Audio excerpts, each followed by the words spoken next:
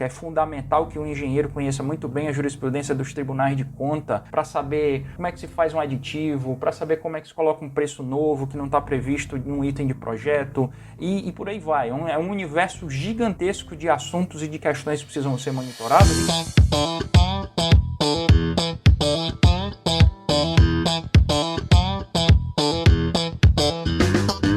Fala galera, aqui é o professor Enson Portela falando, e no episódio de hoje do Aprenda Engenharia nós vamos bater um super papo sobre direito na engenharia. Você sabe por quanto tempo o engenheiro é responsável pela obra? Sabe o que caracteriza um contrato em engenharia? Os contratos com o poder público para serviço de engenharia realmente são unilaterais? E o que isso significa? Todas essas perguntas foram discutidas no episódio de hoje, então fica comigo até o final que eu te prometo que vai valer a pena.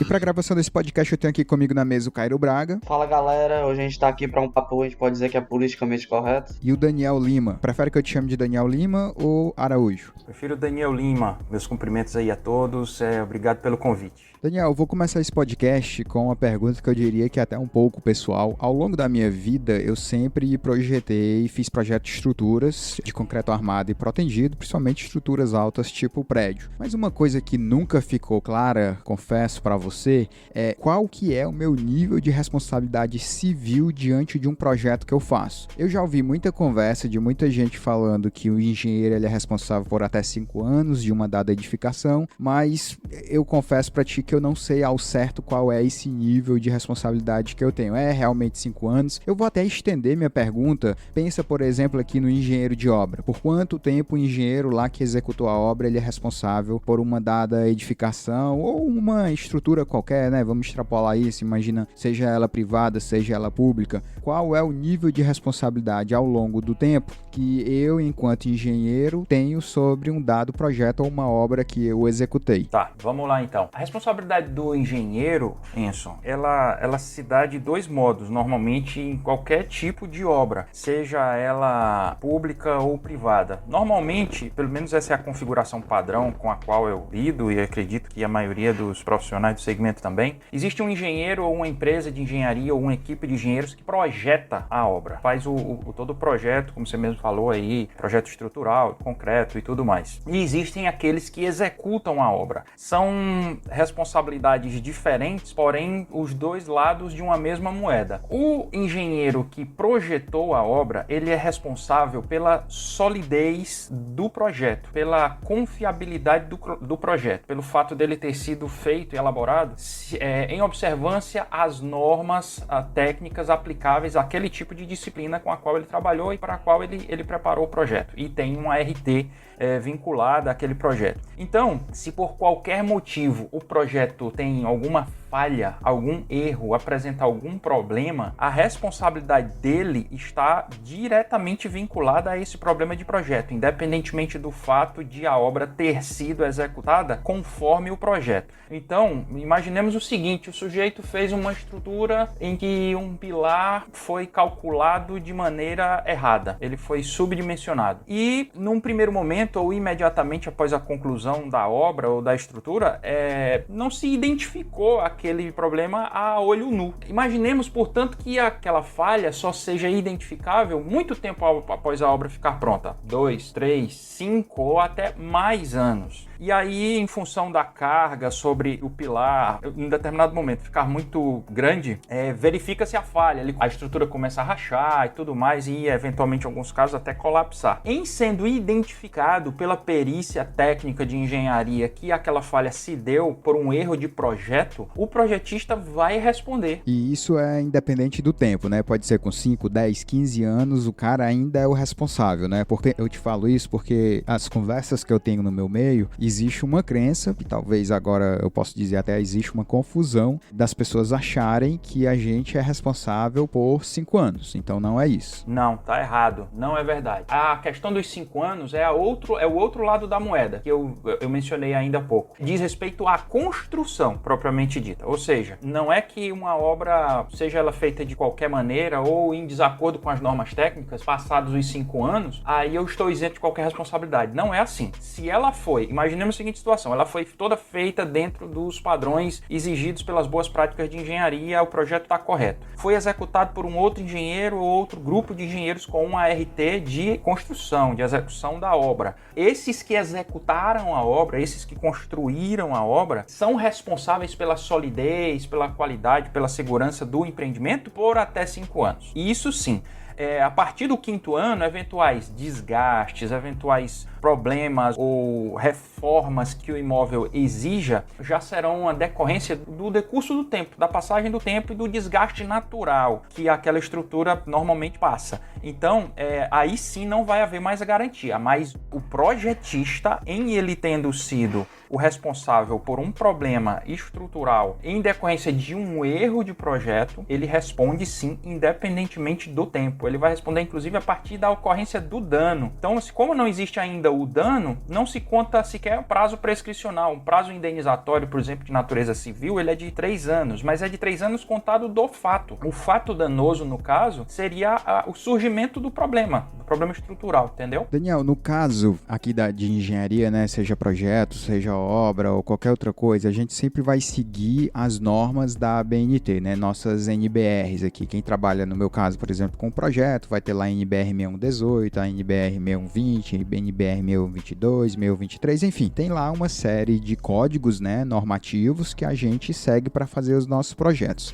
Uma coisa que eu sei, e que eu sei que muita gente sabe, é que mesmo seguindo o que a norma pede, ainda assim há uma probabilidade de problema. É muito pequena essa probabilidade de falha, mas ela existe. Em outras palavras, o que eu estou falando é que o simples uso da norma, né, você seguir todas as recomendações normativas, não te exime de problemas, né? Eu projeto lá meus prédios, eu uso a NBR 6118, meus prédios de concreto armado, mas mesmo seguindo a norma, eu sei que tem ali uma chance, ainda que pequena, de ter uma falha. Nesse caso, eu faço duas perguntas para você. Uma, ainda que eu siga todos os pontos da norma, se houver um problema, ainda assim eu sou culpado? E 2 tendo seguido a norma e uma obra minha, uma edificação minha, uma estrutura minha dando problema, mesmo eu seguindo a norma, isso tem poder de defesa diante, digamos lá, de um julgamento, de um processo, de um tribunal? O que eu tô te falando é assim, eu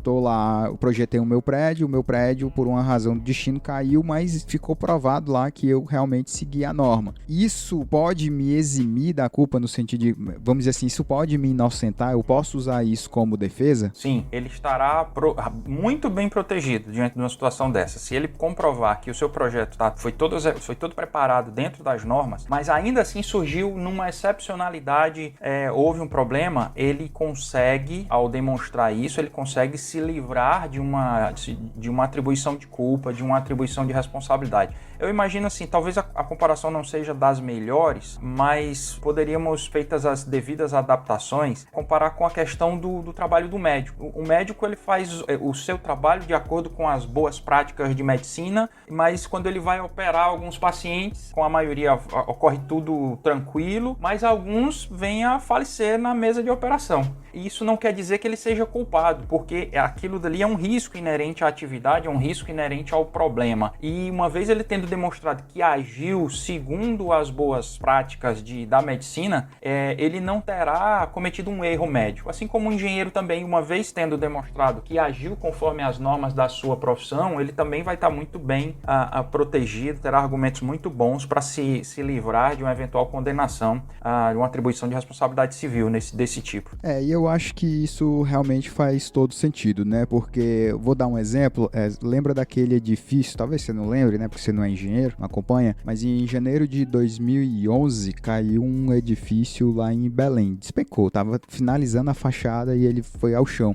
E eu tive acesso ao laudo lá de avaliação da queda. Aliás, não foi nem acesso ao laudo, foi acesso à sentença do juiz. E eu li lá a sentença inteira do juiz. Uma coisa, inclusive, que eu recomendo aos ouvintes, tá? Eu vejo muita gente, quando acontece um desastre na engenharia, todo mundo publicando, todo mundo postando, já vão logo criticando, querendo derrubar o engenheiro. Eu já vi até gente publicando a RT de engenheiro, que você nem sabe o que foi que aconteceu, mas você já acha que sabe de tudo e já pode começar o caça às bruxas. Eu não gosto disso, mas quando tem um desastre, sai um laudo, sai uma sentença, aí eu acho que é onde o engenheiro deve entrar e aprender com o erro ali do outro, para você não cometer a mesma coisa. Mas enfim, eu tive lá a sentença do juiz, e você lê a sentença do juiz, que aliás é escrita assim de uma forma belíssima, você acredita que aquele juiz lá, ele é um PhD em engenharia de estruturas. E é óbvio que ele não é PhD em engenharia de estruturas, tem ali um trabalho de um perito por trás. E por que eu tô falando isso? Porque quando você tem lá o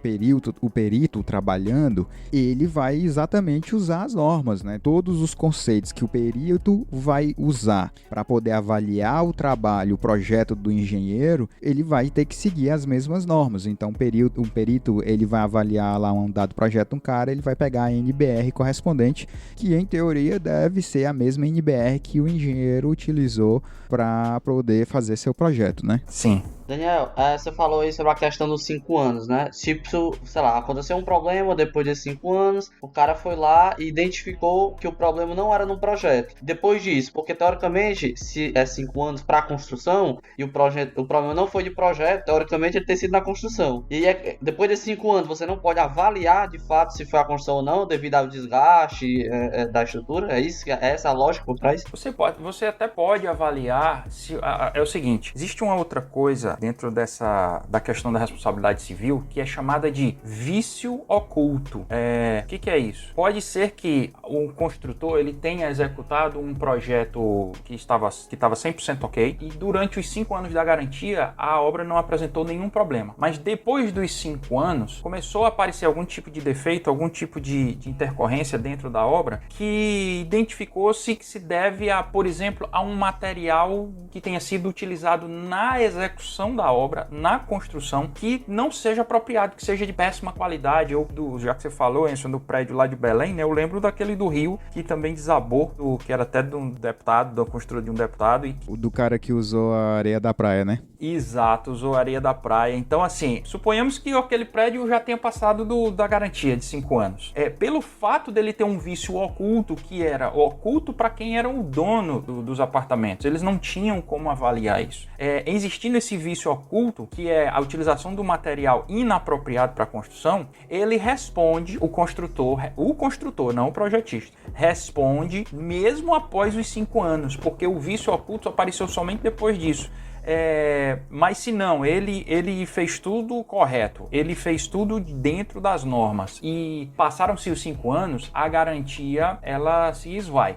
Daí porque eu também, é um problema, a gente está aqui falando um pouco de obras de edificações, né? Mas também eu vejo muito esse problema da garantia em obras de infraestrutura, por exemplo, estradas, barragens, muito em barragem, em que dentro dos 5 anos começam a aparecer alguns problemas, mas quando o construtor é demandado pelo dono da obra para fazer o reparo, ele diz assim, mas você não fez a manutenção adequada. Por exemplo, se trata de uma estrada de acesso dentro de um parque eólico, por exemplo, você limpou a vegetação, você molhava de tanto em tanto tempo a estrada de terra, ou então se você está falando de uma barragem, você limpava o talude da barragem, e aí o dono da obra diz, não, mas você também não avisou que era para fazer. E aí no que o construtor falha? Ele falha no momento de entregar a obra, não deixar muito bem estabelecido aquilo que a gente está muito acostumado. O manual de uso, né? Exatamente. A gente, por exemplo, quando compra um carro, tem carros hoje com 5 anos, alguns até com mais tempo de garantia, mas você tem que ter um cronograma, um plano de manutenção. Tem que trocar peças, óleo e tal, de tanto em tanto tempo ou de tanto em tantos quilômetros para que você não perca a garantia. A mesma coisa, o mesmo cuidado, os construtores deveriam ter também, de estabelecer claramente quais rotinas, quais procedimentos, de quanto em quanto tempo aquilo precisaria ser cumprido para que a garantia não seja perdida. E ainda falta essa cultura dentro desse setor. Só para esclarecer aqui a referência do Daniel, esclarecer aos nossos ouvintes, o Daniel está falando da queda do edifício Palace 2, que foi feito pela construtora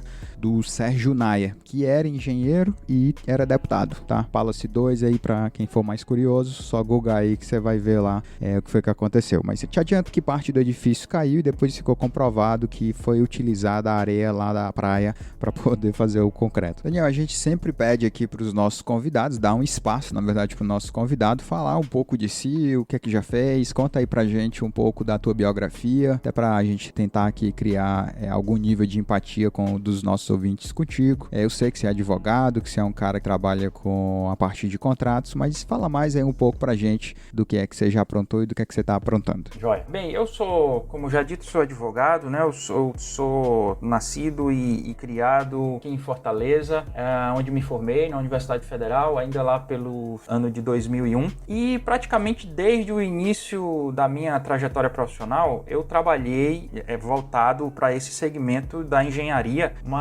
porém mais especificamente para a engenharia de infraestrutura. Eu trabalhei numa construtora que fazia muitas obras públicas e privadas também, uma construtora chamada EIT, onde eu trabalhei por mais de 10 anos, e lá, ainda no início da minha trajetória, eu fui convidado pela direção da empresa a atender uma demanda que existia na empresa, foi identificada na empresa, que era a seguinte: o pessoal que ficava na ponta do processo da produção, que tocava as obras no país inteiro, se sentia muito abandonado, digamos assim, pelo suporte jurídico da empresa. Eles não tinham, quando estavam diante de um problema, não encontravam uma pessoa a quem pudessem recorrer para poder ajudá-los a resolver aqueles problemas esses que tinham um entrelaçamento de questões jurídicas e técnicas de engenharia. A empresa me pediu para que eu desse esse apoio, eu aceitei o desafio, apesar de não ser engenheiro e até então entender quase nada ou praticamente nada de engenharia, como aliás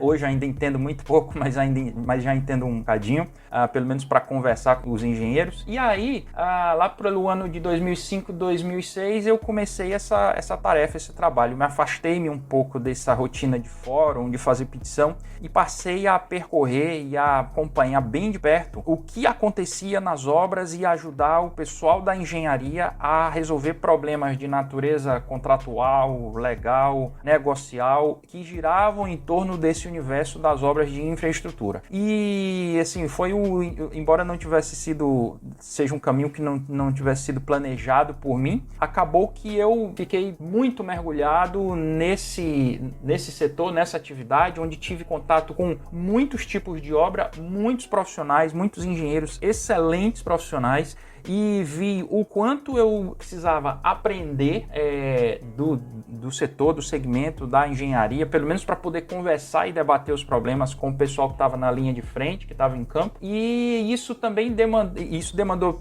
da minha parte passar a estudar tudo isso, a legislação aplicável, seja para os contratos públicos quanto privados. E aí eu também vi que existia uma carência muito grande de quem estava na ponta, os engenheiros, diz respeito ao conhecimentos jurídicos das obras que eles estavam fazendo. Então eu percebia que também os engenheiros precisavam saber mais sobre o direito e o que regras, que normas, que diretrizes legais, jurisprudenciais. Quando a gente está falando, por exemplo, de obra pública, é fundamental que o engenheiro conheça muito bem a jurisprudência dos tribunais de conta para saber como é que se faz um aditivo, para saber como é que se coloca um preço novo que não está previsto em um item de projeto, e por aí vai. É um universo gigantesco de assuntos e de questões que precisam ser monitoradas e que eu também passei a ajudá-los a entender melhor. E, assim, desde então a minha trajetória profissional se pautou por isso. Acabou que eu me especializei nessa área. Já desde 2013, 2014 tenho um escritório que atende várias construtoras. Praticamente os clientes do escritório são apenas construtoras nessa área de infraestrutura pública e privada, e é onde a gente tem o nosso carro-chefe de atuação e onde a gente se preparou para atuar. Legal, cara, legal. Parabéns, baita história. A gente tá já há mais de 10 episódios gravando esse podcast e eu sempre tive muita vontade de gravar com alguém da área do direito. O problema, né, gravar falando da interseção entre direito e engenharia. O problema é achar essa pessoa, né, e até que um dia eu me esbarrei lá com o seu canal na verdade não um canal, né, a sua página lá no LinkedIn. Pra quem não sabe, o Daniel, ele tem um canal no YouTube também, tem uma página lá no LinkedIn onde ele tá sempre fazendo publicações sobre, principalmente contratos, que como ele falou aí é a área forte dele, né, contratos dentro da engenharia, dentro da parte de infraestrutura. Então, sempre foi difícil pensar em achar alguém que conseguisse, que é de direito, mas que conseguisse explicar isso, que entendesse também um pouco da parte de engenharia, porque achar alguém que manja do direito, você acha facilmente, mas alguém que tenha também um pouco de entendimento da engenharia, né, e como você falou aí, uma baita experiência dentro da engenharia, era mais difícil. Eu fiquei muito feliz quando a gente achou teu perfil, e aí eu consumi lá boa parte do teu conteúdo, achei muito interessante a forma como você fala, é claro, né, os nossos ouvintes já devem ter notado aí que você é uma pessoa objetiva, claro, e eu acho que bate muito com a nossa cabeça de engenheiro e de engenheira, de como a gente analisa o mundo, né, como a gente capta o conhecimento das coisas.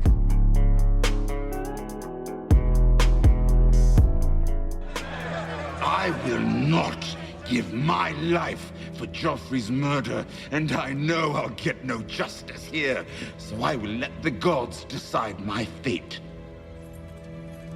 I demand a trial by combat.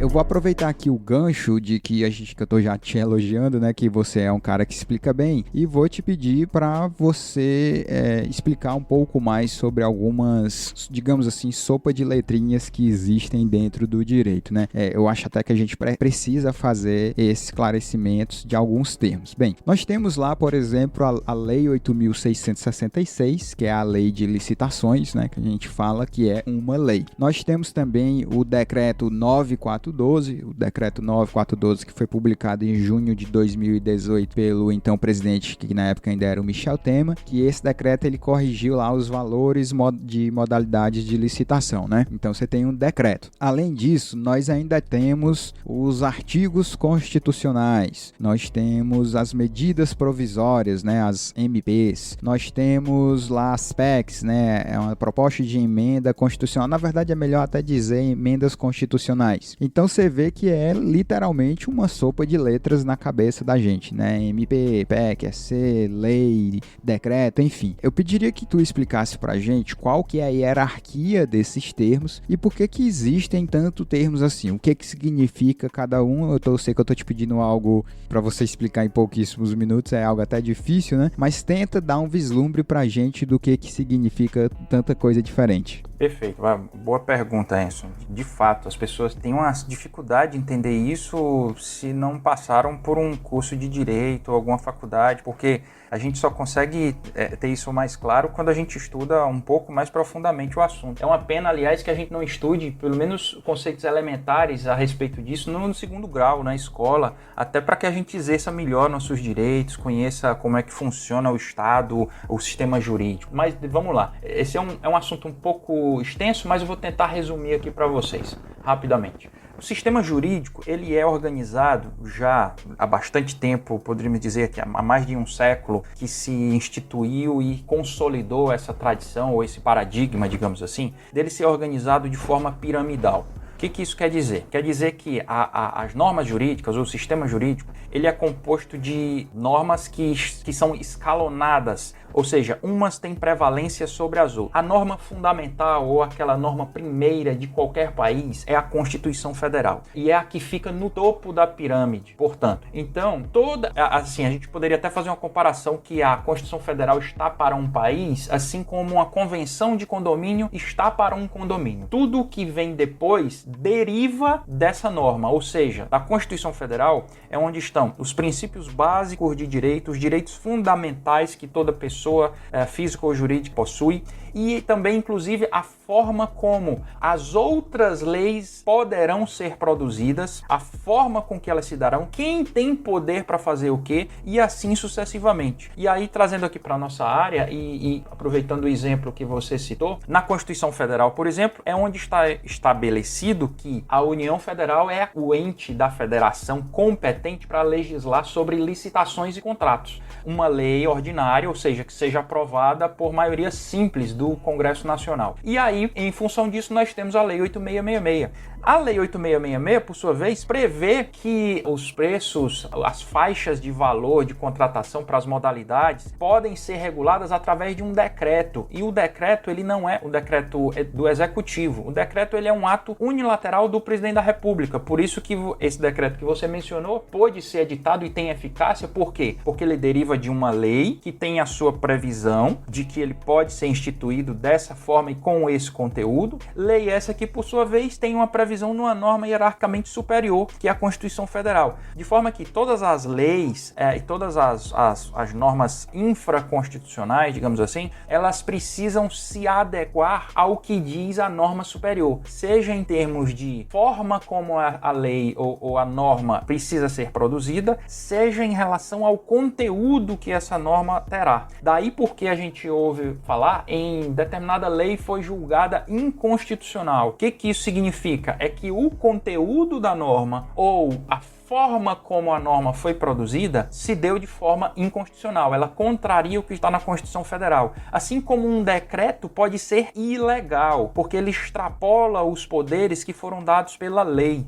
Assim como a gente vê muito, isso é um problema muito recorrente no nosso país, a gente vê instruções normativas, portarias, circulares, que muitas vezes valem mais do que uma lei e causam problemas gigantescos para as pessoas, para os particulares, para as empresas, e aí muitas vezes é necessário entrar no judiciário justamente para que a eficácia daquela portaria, daquela instrução normativa, daquela circular, ela seja afastada para que a lei superior àquele dispositivo que está sendo questionado tenha prevalência. Então, ou seja, o que você está falando, desculpa te interromper, é que às vezes dentro de um órgão público o cara estabelece uma regra através de uma circular, de uma portaria, que ele contraria uma lei que, como você usou o termo aí, né, é hierarquicamente maior do que a circular dele. Exato. E aí o cara que tá, sei lá, uma construtora que tá pleiteando lá, competindo dentro de um procedimento licitatório, ela fica perdida porque já que a portaria contraria a lei, ela vai ter que desobedecer alguém, né? E aí o cara tem que recorrer à justiça para dizer, ó, prefeitura tal, órgão tal, tem essa portaria que tá dizendo o contrário do que a lei tal tá falando. Exatamente. E aí se o sujeito que tá lá na frente da obra não tem esse conhecimento, não conhece essa lógica, ele não vai nem saber para onde recorrer, o que fazer. Eu também poderia citar uma historinha rápida que ilustra isso, que é a seguinte: eu tenho um cliente que ano passado enfrentou um problema junto a um contratante aqui, que onde ele prestava serviços e presta ainda, e ele tinha um contrato a preço global, ele fornecia mão de obra para manutenção, tem engenheiros mecânicos, civis e tal, contrato de prestação de serviço. E aí o que o cliente, que é um ente público, constatou? Viu que os custos que ele estava incorrendo na obra eram menores do que aqueles que ele havia apontado na licitação. Vamos supor, ele tinha dito que ia pagar 10 mil reais no salário para um engenheiro, mas estava pagando 8. E aí ele disse o seguinte: olha, como você está pagando menos do que o que você disse na licitação, eu vou glosar a sua medição, só vou pagar 8. Só que o contrato não era um contrato por administração, em que a administração paga o custo e mais um percentual, um BDI ou um lucro em cima daquele custo. Era um contrato a preço global. E aí, só que o cliente disse o seguinte: eu tenho uma instrução normativa aqui, que do próprio órgão, no caso era a Advocacia Geral da União, era um órgão federal, dizendo que eu tenho que pagar em cima do seu custo real. Você me entrega os seus contra-cheques todo mês, como você está pagando menos do que o que você disse, eu vou glosar suas medições. Só que o que ele ainda pagava estava acima do piso da categoria. Ele não estava cometendo nenhuma ilegalidade, mas o contratante diz, baseado numa instrução normativa e em desrespeito ao que estava no contrato, que era um contrato a preço global, ou seja, os ganhos que você tiver num contrato a preço global devem ficar com o contratado, e que, portanto, contrariava a instrução normativa também a legislação que regrava esse tipo de contrato, teve que passar por um questionamento. A gente questionou primeiro administrativamente, depois foi para a esfera judicial, mas enfim, esse tipo de situação, infelizmente, é muito comum em vários outros contextos. Tá. Ao longo da vida, a gente escuta muito falar de contrato. Se você parar para pensar, na verdade, isso é um termo que está bem presente na nossa vida. Você escuta lá coisas do tipo, vê na TV, o Zidane assina um contrato de 2 anos com o Real Madrid, o Banco Itaú fecha um contrato de patrocínio com a seleção brasileira para 5 anos. Em breve você vai ouvir alguma coisa do tipo, o podcast Aprende Engenharia fecha um contrato com a Pentel no valor de 100 mil reais por 2 anos. Deus Isso é sempre muito comum. A gente sempre escuta falar de termo, contratos. Mas o que juridicamente significa ter um contrato? contrato? Melhor, dentro da engenharia, dentro da construção, o que representa e o que configura, realmente caracteriza um contrato? Quais são, digamos assim, os termos, as partes que tem que ter um contrato para ele ter validade e quais cuidados tem? Vamos lá, boa pergunta também.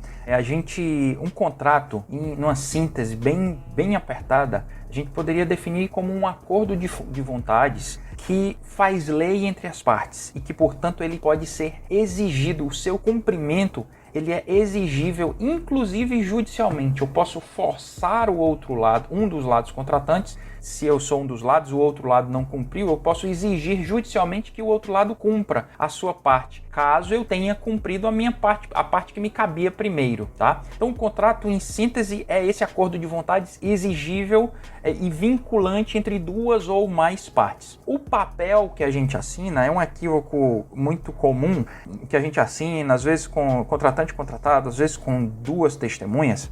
Aquele papel, ele não é propriamente o contrato. O papel, ele é a prova do contrato. Ele simplesmente é a maneira mais formal, mais usual de se provar o pacto que foi feito. No entanto, se eu acerto com você, você vai comprar o meu telefone celular. E aí, eu digo que estou vendendo. Você pergunta, quanto é, Daniel? Eu digo, olha, custa R$1.000. Você quer? Eu disse, quero. Mas eu te dou, você me dá agora e daqui a um mês eu te pago. Suponhamos que o Cairo ouviu a conversa, tá? E aí, eu te entreguei o celular. Daqui a um mês você não pagou. Eu não tenho como cobrar judicialmente, ou não tenho como ou pegar de volta o celular, ou cobrar o dinheiro judicialmente? Tenho, se eu tiver outras maneiras de provar o pacto que foi estabelecido. Se eu tiver, por exemplo, a testemunha, o Cairo, outra pessoa que eventualmente ouviu a conversa e ouviu aquele compromisso, eu tenho uma prova testemunhal de que aquele contrato foi feito. Se eu troquei um WhatsApp com a pessoa, ou se eu fiz uma troca de e-mails com alguém, também fazendo um acerto, por mais que aquele acerto não tenha sido transportado para uma minuta contratual, onde está tudo lá muito bem estabelecido, com partes, objeto, prazo, preço, etc. e tal, isso não quer dizer que eu não tenha um contrato. O contrato foi estabelecido. O contrato é esse acordo de vontades, tá? Então, lógico que o ideal era que, sobretudo em questões mais sensíveis, mais sérias, que possam acarretar mais problemas, as pessoas transformem ou transportem aquilo que foi pactuado para uma minuta, ainda que seja bem simples. Um contrato, para ser bom, ele não precisa necessariamente ser longo, extenso ou necessariamente feito por um advogado. O ideal é que ele retrate tudo o que foi combinado, seja claro e seja assinado pelas partes, ou que o pacto tenha sido objeto de um assentimento, de um consentimento expresso de ambas as partes. Entendi. Eu assisti uma série que eu adorava, chama Suits, uma série até de advogados. Sim. E tem uma cena lá deles que o cara tá, acho que é tipo vendendo uma empresa, ele tá numa mesa de bar, só dois caras, e aí o cara pega um guardanapo e escreve um contratinho ali, diz, vou vender por tanto, no dia tanto, por tal valor, e assina no guardanapo, os dois caras assinam. Perfeito. E aí, tu assistiu isso, não? Esse episódio não, mas existe... Pois é. Mas nesse caso, então, configura um contrato. Dá uma não tinha testemunha, tá? Não tinha testemunha. Dá uma boa discussão. Aliás, assim, depois o pessoal pode até pesquisar na internet, mas alguns anos atrás, a gente teve um caso muito parecido aqui no Brasil, quando o Eike Batista fez um acordo num guardanapo com um dos seus executivos, isso na época ainda que o Eike estava na crista, no auge, né? Ele prometeu numa viagem no jatinho dele para um dos seus executivos que uma das empresas lá que ele possuía no seu império, se atingisse um faturamento tal, ou dentro de tanto tempo aquele executivo ia ter X% de participação, ia ter X% das ações da empresa. E aí o Eike não cumpriu isso, pois esse executivo entrou na justiça para cobrar a participação e foi uma disputa judicial ferrenha, gigantesca. E a prova que ele tinha era um guardanapo que o Eike tinha preenchido e assinado durante a viagem. Olha só. Ainda bem que ninguém limpou com ele, né? Ô Daniel, a respeito do contrato, quem fica em posse do contrato? Claro, a pessoa que contratou, o contratado, mas ele tem tipo um banco público, um banco de dados que esse contrato fica feito, porque sei lá, você vê muito em série, filme, o cara chega lá e rasga o contrato como se fosse a coisa mais absurda do mundo, que ele tava encerrando o negócio ali, sendo que deve ter algum banco de dados disso tudo, né? Algum registro. Se forem contratos públicos, os contratos eles são necessariamente publicados no Diário Oficial. Agora, contratos entre particulares, entre de empresas privadas, pessoas físicas, que não envolvam questões públicas, não há essa necessidade. O contrato pode ficar, cada parte ficar com uma via, mas eu posso, se quiser, não sou obrigado, não é todo tipo de relação contratual que exige isso. Por exemplo, se você vai fazer uma compra e venda de um imóvel, aí sim você precisa de uma escritura pública, isso é exigido a partir de um determinado piso, acho que 40 ou 50 mil reais. Você sempre tem que fazer uma compra e venda de imóvel através de escritura pública e aí necessariamente ele será publicizado, ele será registrado num cartório. Mas não sendo esse o caso, e normalmente a imensa maioria das relações contratuais entre pessoas, entes privados, ela não tem esse tipo de exigência, basta que as duas partes, cada parte fique com a sua via do contrato. E não existe... Desculpa te interromper, é só pensar naquele famoso contrato de gaveta, né? Ou no contrato de aluguel. São contratos entre partes privadas. Eu mesmo já fiz, eu não moro mais de aluguel, mas quando eu morava, você tinha lá meu contratinho, eu só alerto, né, que se a sua via tem que estar assinada pela outra parte, senão não vale muita coisa. Mas eu mantinha meu contrato de aluguel e o cara, para quem me alugava o apartamento, também tinha a mesma versão assinada por mim. As duas versões iguais e assinadas pelas duas partes. Exato. Se eu tiver medo de perder a minha via, aí eu posso registrar num cartório de títulos e documentos. Pago uma taxa pro cartório? Sim, exato. Não tem problema. Entendi. Eu já vi muitas vezes as pessoas dizendo, Daniel, que contratos com o poder público têm uma natureza unilateral. Já assisti várias palestras que o cara usa esse termo. Não, o contrato ele tem uma natureza unilateral. No sentido de que o governo ele pode rescindir o contrato da obra, imagina você ganhou a expansão de uma BR e o governo ele tem poder de chegar lá e dizer, a gente não quer mais por isso.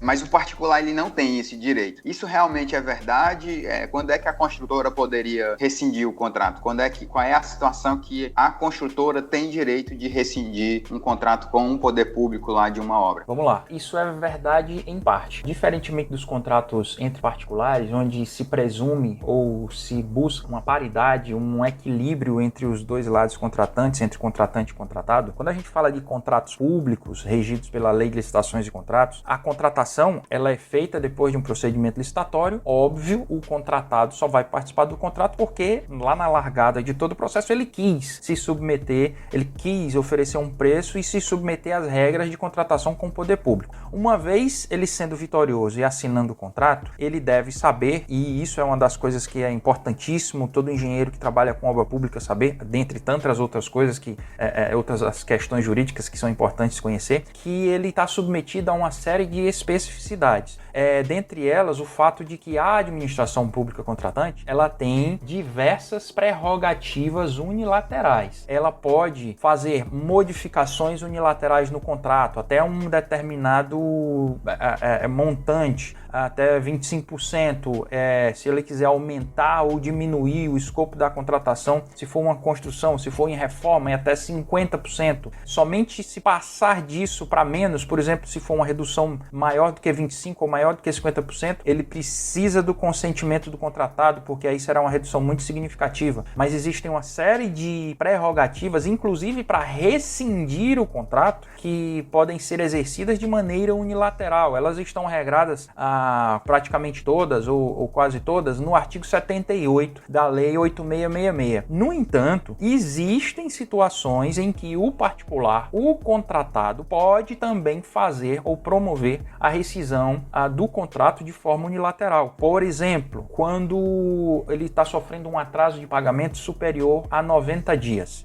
Ele apresentou a medição regularmente e era para ser paga dali a 30 dias. Normalmente esse é o procedimento de contratos públicos. E aí a administração pública não paga. E aliás, diga-se de passagem, é muito comum a administração pública atrasar pagamento. Não, 90 dias a partir do atraso. Quando você apresenta a medição, a administração pública tem 30 dias para te pagar. Se ela não paga nos 30 dias, que é o prazo contratual que ela tem, no dia 31 é que começa a contar o dia 1 dos 90 dias de atraso, tá? Então aí você imagine, não é dia corrido, aí você imagine, sobretudo nos tempos atuais, o que a empresa precisa ter de caixa, de capital de giro para aguentar um desaforo desse tamanho, né? Rodar, não são nem 90 dias, são 120 dias sem receber, isso sem contar o período em que ele executou, propriamente dito, né? Porque ele passa um mês executando, fecha a medição para receber dali a 30 dias, ou seja, em alguns serviços são 150 dias para para só então ter o direito de suspender o contrato ou rescindir a critério do contratado.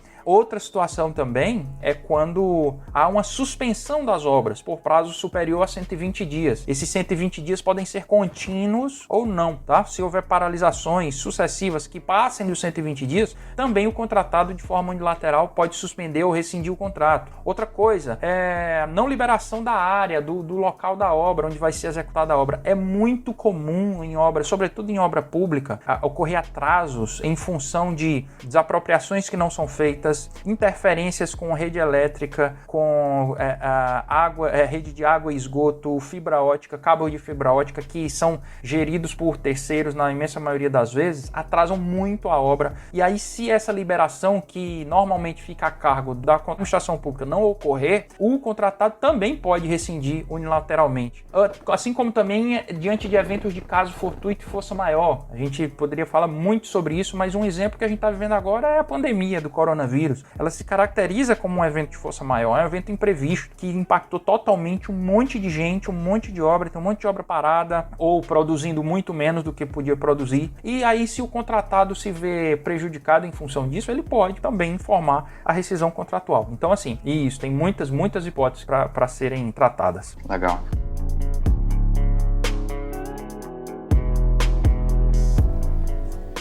Serve my time in a house of justice, and yet there's no justice for me. So, I ask you to consider the evidence. Don't turn away from the truth. Don't turn away from your conscience. Please don't ignore the law. No, embrace that higher principle for which the law was meant to serve.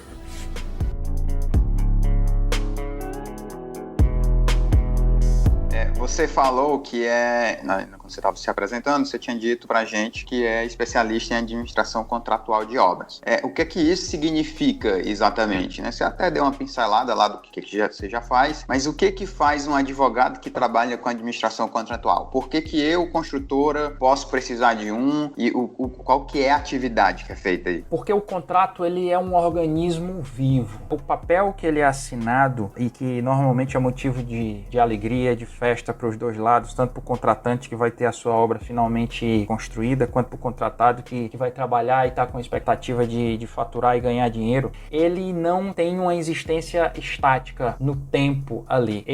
Muita coisa acontece antes do contrato ser assinado e depois que o contrato é assinado. E isso que acontece antes e durante a execução do contrato precisa ser objeto de um monitoramento, de registros, de construção de evidências documentais muito bem feitas. Por quê? Porque se aquilo que foi combinado não for cumprido, não se confirmar em campo, na realidade, o risco disso acarretar prejuízos para um lado ou para o outro é gigantesco. E para que eu possa cobrar esses prejuízos ou me proteger da aplicação de multas, eu preciso ter esses documentos muito bem registrados. Eu vou dar aqui um exemplo bem rápido, contando uma história rápida para ilustrar o que é isso. Uma das construtoras que eu auxilio executam uma obra para o governo do estado que estava prevista para ficar pronta em 2 anos e meio. É uma obra de grande porte. Só que o que acontece? A obra ela não pôde avançar da maneira como estava previsto, porque os projetos que no contrato estavam a cargo do contratante do governo do estado, eles demoraram demais a ficar prontos. Ou muitas vezes ficavam prontos, mas precisavam passar por revisões em função de decisões do próprio dono da obra, do próprio contratante. Isso destruía o cronograma que havia sido imaginado e estudado para a obra, então a produtividade esperada para aqueles 2 anos e meio já foi reduzida. Fora isso, grande parte dos trechos em que a obra seria atacada demoraram a ser desapropriados, e aí soma-se também esse atraso. Além disso, aconteceram atrasos de pagamento. Além disso, interferências que precisavam ser removidas, redes de alta tensão e que estavam sob a responsabilidade, tarefa essa que estava sob a responsabilidade do contratante não aconteceu no tempo previsto, também fizeram com que a obra atrasasse. Resumindo, dentro dos 2 anos e meio que a obra precisava ser executada, foi feito apenas 50%.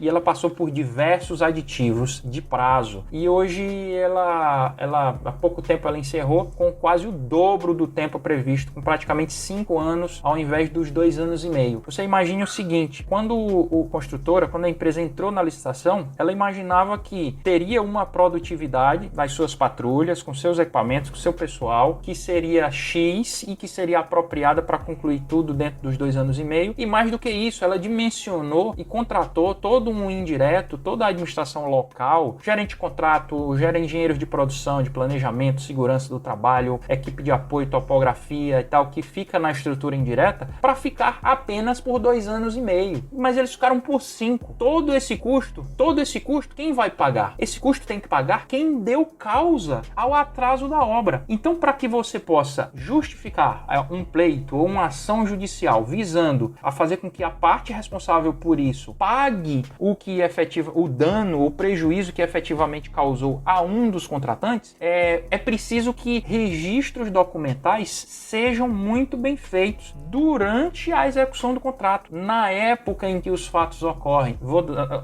dar um exemplo. Se eu estou com problema ou se a construtora está com problema, não consegue avançar no determinado frente de serviço por falta de desapropriação ou por uma interferência que não é removida, aquilo tem que ser muito bem detalhado no diário de obra, tem que ser escrito, e aí os engenheiros precisam entender como preencher corretamente o diário de obra, que informações colocar, qual o nível de detalhe que necessita e que cuidados tomar para que aquele diário tenha validade jurídica numa eventual perícia judicial, quando for analisado por um juiz. O que a gente vê, no entanto, infelizmente ainda vê muito, é que o diário de obra às vezes ele é feito, mas é feito numa planilha Excel no computador do engenheiro. E ele sequer imprime para o outro lado assinar. Ou então, quando imprime e coloca para o outro lado assinar, para constituir uma prova bilateral e assim eficaz do ponto de vista jurídico, ele está muito mal preenchido, ele está muito pobre. Eu não consigo extrair informações suficientes para concluir quem teve culpa pela obra não ter andado, quando que isso aconteceu e quais as consequências disso. Então, voltando ao início da sua pergunta, só para encerrar,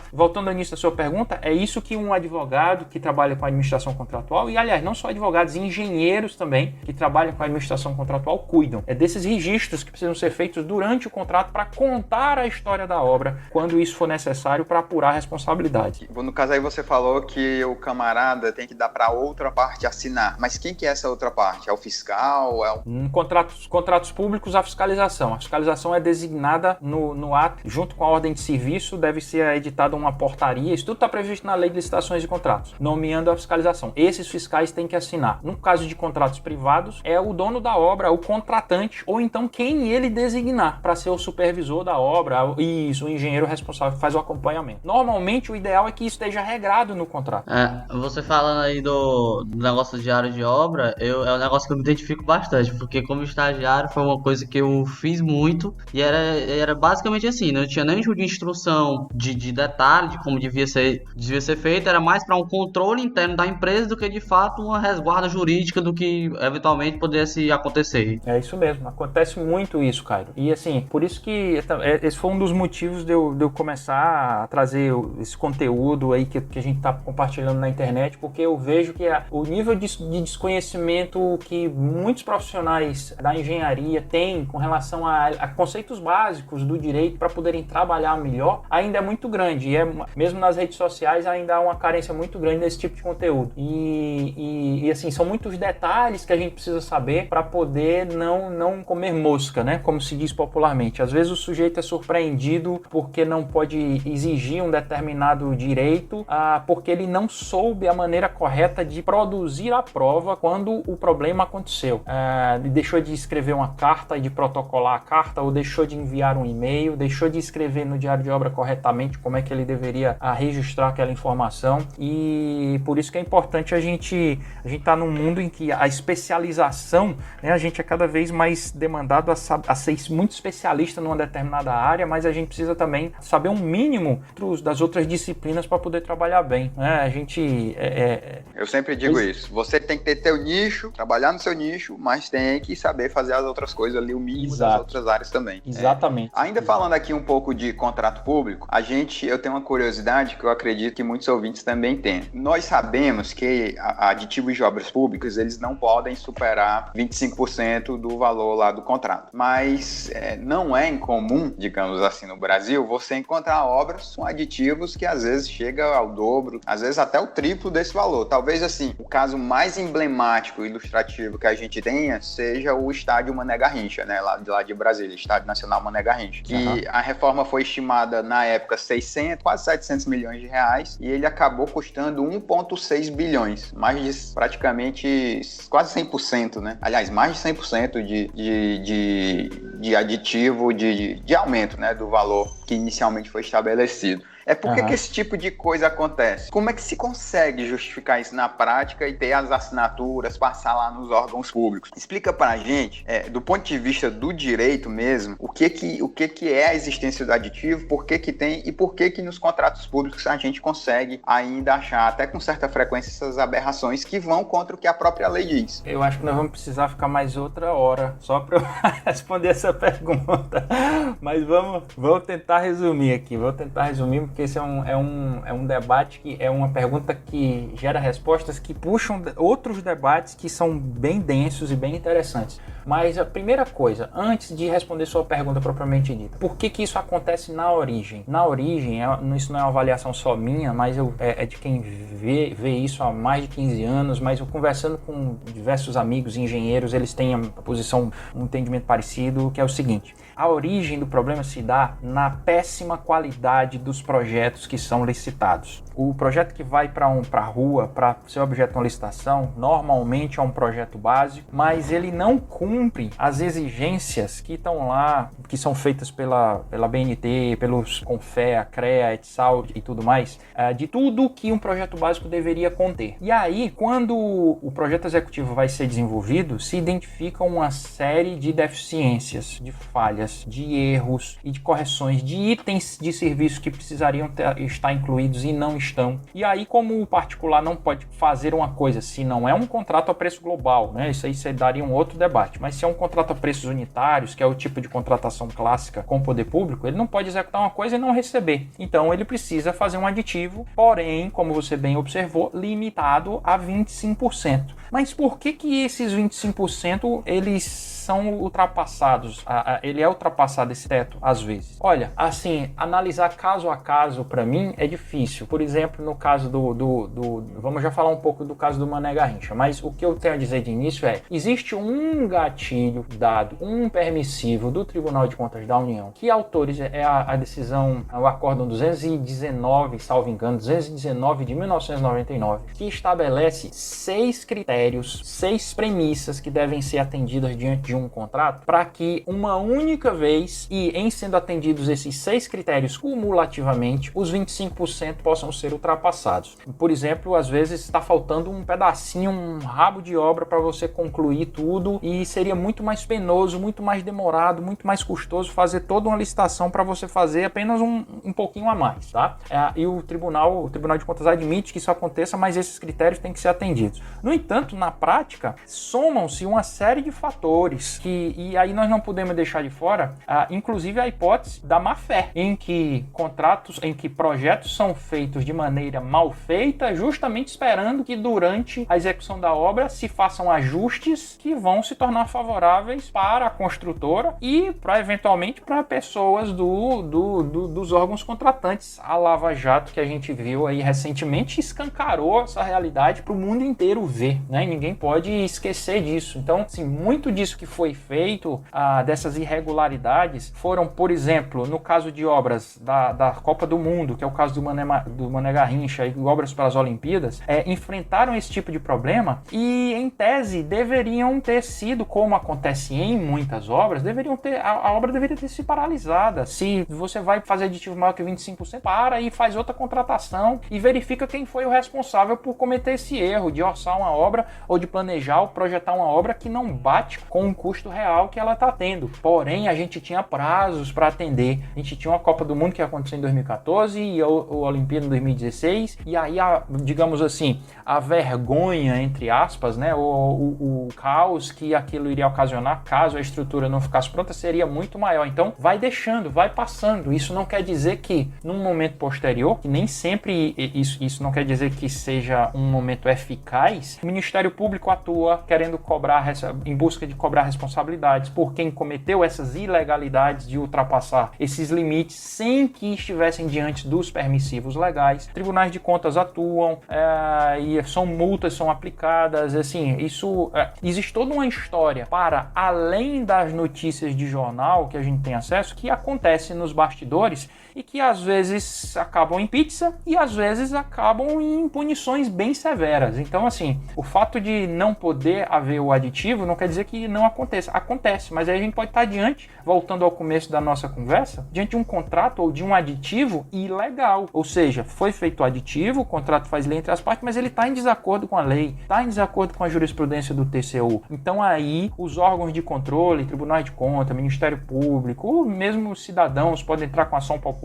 em busca de, visando contestar esses atos, suspender esses atos. Enfim, essa é uma dinâmica muito, muito intensa, cada caso, cada obra tem sua história, mas em síntese bem apertada, é isso que a gente poderia trazer aqui de explicação, para pelo menos trazer uma noção do que Entendi. Mas no caso, Daniel, então, a lei permite licitar só com projeto básico? A lei permite, sim. Só que ela pede um nível de informações para os projetos básicos que não é o que acontece na realidade. Na realidade, os projetos básicos, eles se assemelham quase a croquis de obra. Tal é a pobreza de informação que a gente vê nesses projetos básicos. Então, assim, tanto.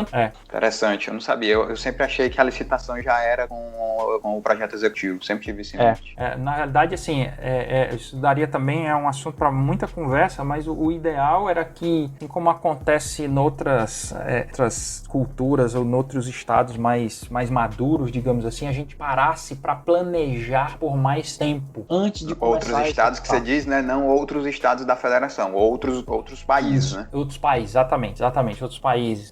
Até por causa do Japão, né? Eu já li alguns textos que falam que lá você vai fazer, o japonês vai fazer uma obra, 80% é planejando, 20% é executando, né? E aí, assim, mas o que acontece aqui? Sobretudo em obra pública, o gestor público, imaginemos um prefeito que é eleito, ele tem 4 anos de mandato. Se ele for parar para fazer 2 anos de projetos básicos, bem feito, estudo, planejamento e tal, para só então licitar, para só depois começar a obra, acaba o mandato e não... Acaba o mandato e ele não vai ser reeleito, ele vai ser tido como um péssimo prefeito porque não fez nada. Enquanto o outro que começa a fazer e depois vai arrumando, é visto como um bom gestor. Diz, aquele ali pelo menos faz, tá ali rasgando tudo quanto é rua, fazendo obra. A pessoa não percebe que muitas vezes as obras demoram o dobro ou o triplo do tempo previsto, sem falar do custo. Mas, como estão vendo, né, alguma coisa acontecer, acham que o gestor é bom. Então, assim, a gente tem esse problema cultural, esse dilema que passa pelo viés, pelo aspecto político, que dificulta essa mudança da cultura, né? De planejar mais antes de executar. E aí os problemas de toda a ordem, inclusive jurídicos, acabam estourando.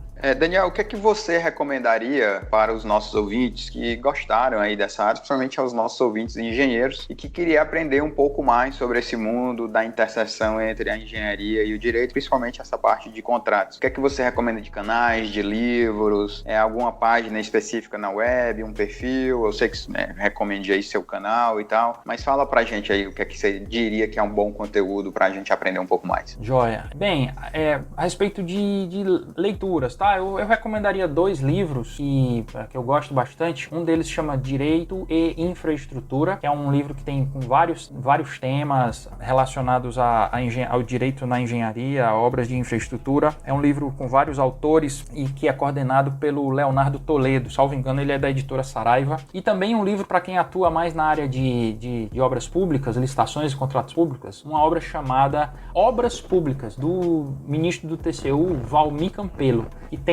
Ela é dividida por vários temas específicos e ajuda bastante na compreensão desses aspectos mais polêmicos nos contratos públicos, nas obras públicas. Além disso, assim, em termos de canal e tal, como eu falei, existe uma carência muito grande.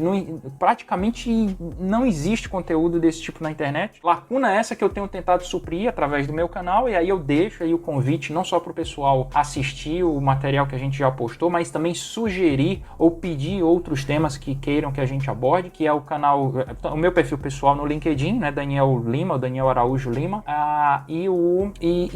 nas outras páginas, no Facebook, YouTube, Instagram, que é o Direito na Engenharia, onde a gente trata exclusivamente disso. E nos próximos dias, para quem passar a me seguir aí no perfil, talvez até quando o podcast estiver no ar já esteja pronto, vai estar saindo do forno um e-book que eu usei muito tempo durante diversos treinamentos que eu promovi internos em companhias para as quais eu trabalhei. Eu transformei uma apostila que eu usava para orientar e instruir os engenheiros de obra, transformei num e-book que eu vou distribuir gratuitamente para o pessoal e provavelmente eu vou colocar o link aí durante os próximos dias, uma semana, 10 dias, já deve estar disponível, o pessoal vai ver, vai ter oportunidade de baixar. Já assim, já vai ser para poder bater o centro, já é um conteúdo bem bom para sair do zero, digamos assim, e se inteirar um pouco mais desse universo do direito aplicado à engenharia. Bacana, cara, muito bacana. Eu sempre peço, talvez agora aqui vai ficar até um pouco redundante porque você acabou de indicar livros, mas eu sempre peço pro nosso convidado que ele indique um livro e um filme. Aí questão pessoal, Daniel, não é mais uma questão técnica. Qual foi o livro que o Daniel leu, pode ser na sua infância, na adolescência, já na vida adulta, enfim,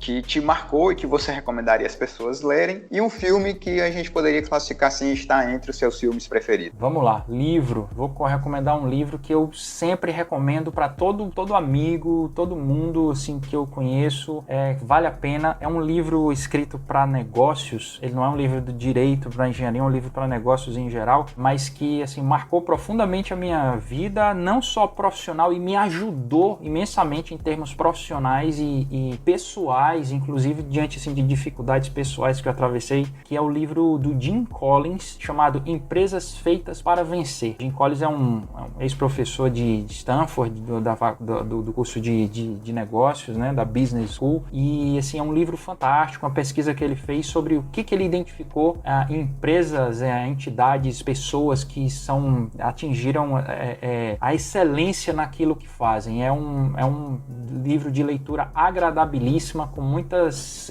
relatos do que é feito de certo e do que é feito de errado. Recomendo demais. Empresas Feitas para Vencer. E filme, eu recomendaria eu também teria uma lista enorme, mas eu recomendaria um que provavelmente é pouco conhecido, mas as pessoas vão ter acesso fácil porque está no Netflix, pelo menos por enquanto ainda está, que se chama Jiro Dreams of Sushi. É um documentário que conta a história do Jiro Ono, que é tido como você já viu, né? Isso, imagina. Por que eu gosto desse documentário? Eu estou indicando, assim como o livro, né, na mesma linha, porque eu gosto muito das pessoas que buscam a excelência naquilo que fazem, independentemente do que elas façam, da profissão que sigam. Às vezes o que quer que você faça, você busca ser muito bom e todo dia está sendo melhor do que foi ontem. Eu gosto muito de ver essas histórias dessas pessoas. E a história do Jiro Ono conta a história desse sujeito que hoje está com 94 anos, 95, e é tido como o melhor sushi man do mundo. Ele é dono de um restaurante que tem em Tóquio, que só tem espaço para 10 pessoas. Acho que dá 12. Aumentou para 12, né? Expandiu para 12. Foi uma coincidência, eu ia jantar lá agora em junho. Ah, tá certo.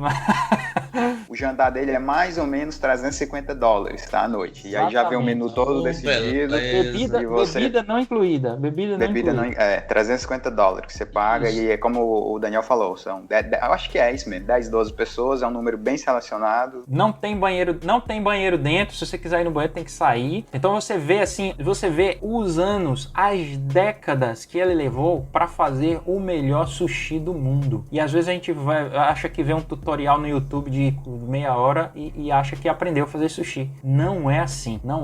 Excelência leva tempo. Isso. Eu já ia complementar isso com o que você tá falando, Daniel, porque essa é a nossa crença popular de que assistir um ou outro vídeo ali no YouTube a gente já vai aprender a fazer as coisas direitinho. É o efeito da Ed Kruger.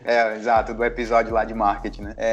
E realmente leva tempo. E você vê a dedicação que o cara tem ao negócio, né? Uma coisa assim, tipo, comer sushi, fazer sushi, isso é tão besta, é só pegar arroz, enrolar ali e tal. E o cara cara, assim, você tem que assistir o documentário pra você entender o nível que o cara vai, até na escolha que ele faz do peixe que ele vai usar para poder fazer o jantar da noite. Que ele escolhe o peixe na manhã para poder fazer o jantar lá da noite do mesmo dia. E realmente é uma coisa incrível. E aí você pode flipar ali e tirar sushi e colocar o que você faz da sua vida naquele sentido ali. Exatamente. O quão longe a gente tá de um nível de dedicação que aquele camarada ali tem. É realmente impressionante o documentário. Exatamente.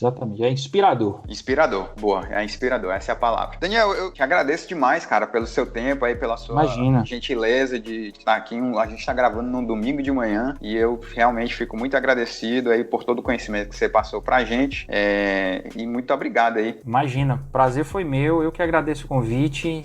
Foi muito bom estar podendo prestigiar aqui o canal de vocês, que tá muito, muito bem organizado, muito bacana, trazendo muito conteúdo de qualidade e gratuito para quem é da área da engenharia, né? E assim, ainda falta muito disso e assim, eu me sinto honrado de poder estar colaborando de alguma forma com vocês. Para finalizar o nosso episódio, lembrando que a gente tem uma comunidade no Telegram, então entra lá no aprendeengenharia.com.br, tem lá o link que já vai direto para nossa comunidade no Telegram. Já a gente atinge aí 400 pessoas lá no nosso grupo. Faça parte você também. Você pode escutar esse podcast, assinar no Spotify, Deezer, Cashbox, iTunes, Google Podcast, enfim, a gente está em todos os lugares. Nós somos onipresentes, tá?